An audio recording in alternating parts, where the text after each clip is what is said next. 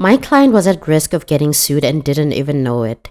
I recently had to tell my client that she actually has to pay for the same logo twice because the first designer she hired used a font in her logo that can't legally be used in her business.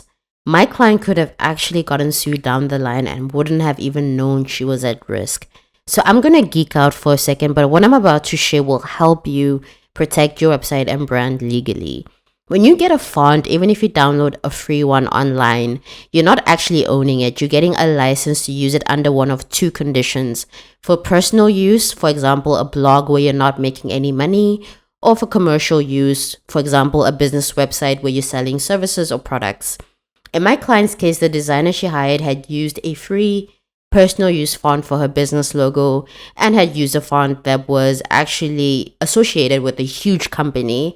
Let's use the example of Starbucks that has enough time and money to sue her 100 times over if they wanted to. As soon as my client and I realized this, I redesigned her logo using the right font.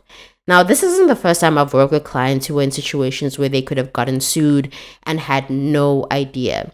That's why it's so important to know that just because something is accessible on the internet doesn't mean it can legally be used in a business context or on your business website or in your brand. That's why it's so important to do research beforehand.